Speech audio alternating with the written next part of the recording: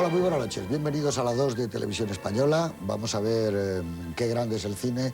Una película de Ken Loach. Nunca hemos puesto todavía hasta el momento ninguna película de él, que es Agenda Oculta.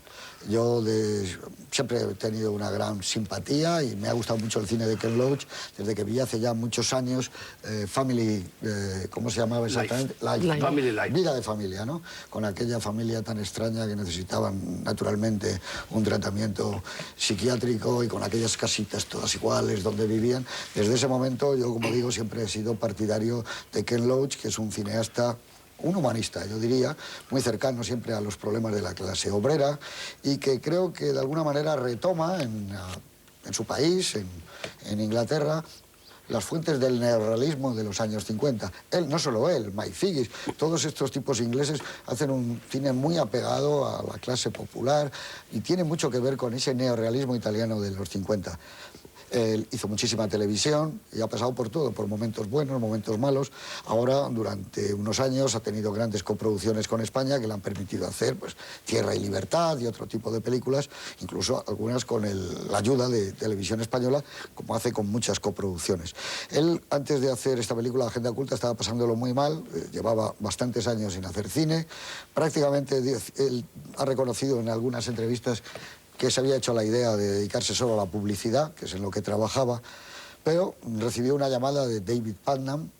Putnam era entonces el gran magnate de la Columbia, era la esperanza no solo de los cineastas ingleses, sino de prácticamente de medio mundo.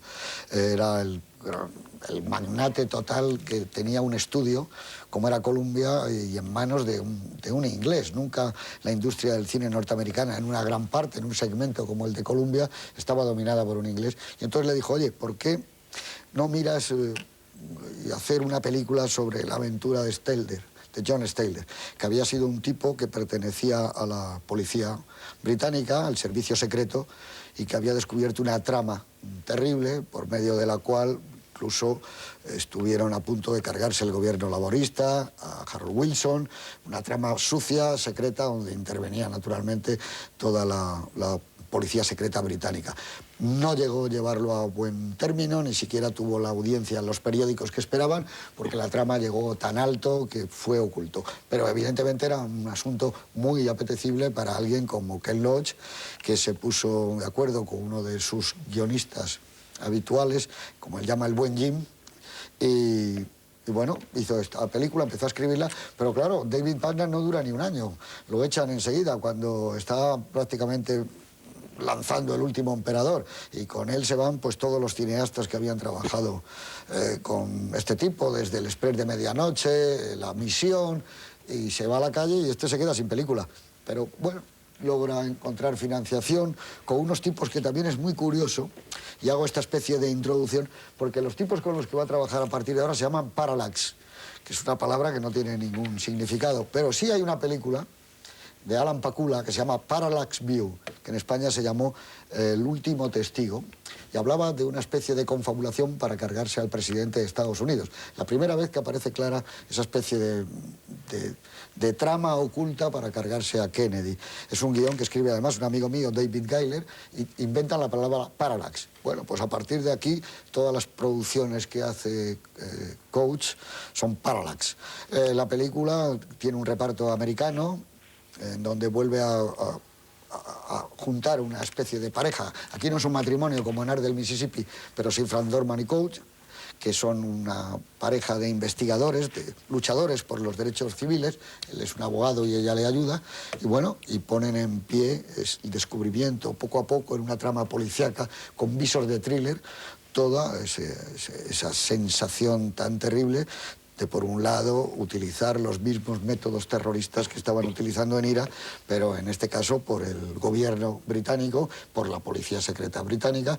Y esta es una película que a él le viene muy bien, empieza ya su carrera, que no ha parado desde el momento. Es un gran éxito de taquilla, por vez primera para él, para Coach, y bueno, la llevan al Festival de Cannes. Ahí él dice que lo que no le gustó es que dijeron algunos críticos que el IRA entraba en el Festival de Cannes con la puerta abierta, que era todo lo contrario, que él se quería mantener absolutamente al margen, que él lo que hacía era una trama policíaca. Es una película muy en ese sentido, con una lectura complicada en algunos aspectos, pero creo que sí tiene ese thriller apasionante que él quiso hacer y que tuvo siempre en la cabeza, que era Missing. Aquí hace referencia de Missing clarísimamente cuando el personaje de Francis McDormand dice que está en Chile, que están haciendo una especie de documental y donde habla del problema de Kissinger, es decir, que él retoma un poco a Costa Gabras para hacer esta película. Señor Jiménez Rico, buenas noches. Hola, buenas noches. Pues en esta noche de verano, háblanos de esta película donde el tirar a matar las fuerzas de seguridad es lo que le da a él la idea de plantearse en serio Yo este mundo. creo que hay que hacer una primera premisa, que es que el cine tiene muchas posibilidades. Claro. Negarle al cine cualquiera de los caminos o de los campos me parece que es absurdo, sectario, intolerante, y hay que aceptar que el cine, aparte de muchas cosas, puede ser un cine político. Claro. Evidentemente Ken Loach es un cineasta político, es un cineasta militante, es un cineasta que le gusta hacer denuncias de una serie de momentos históricos, sobre todo de su país, que él considera denunciable.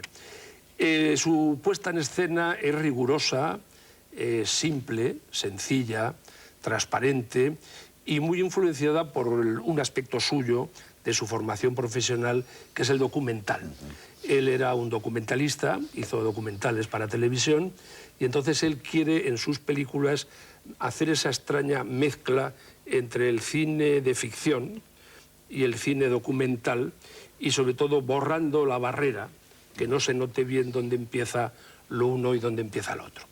Sin embargo, por ejemplo, y siguiendo la comparación con Costa Gabras y Missing, él es un hombre que no hace ninguna concesión ni a las leyes de mercado ni al espectáculo cinematográfico. Él quiere convertir en espectáculo la investigación política, pero sin en ningún momento falsearla o hacer alguna concesión en beneficio del espectáculo.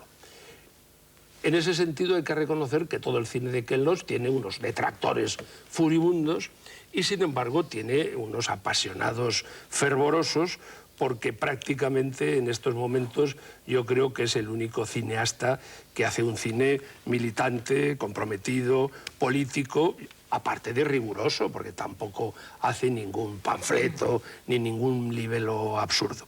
Él dijo en una ocasión, que a mí me parece que ilustra muy bien esta película y otras suyas, que a él la palabra arte en cine le daba verdadero miedo, que el arte muchas veces era una coartada para edulcorar una serie de temas que a él le parecían más importantes.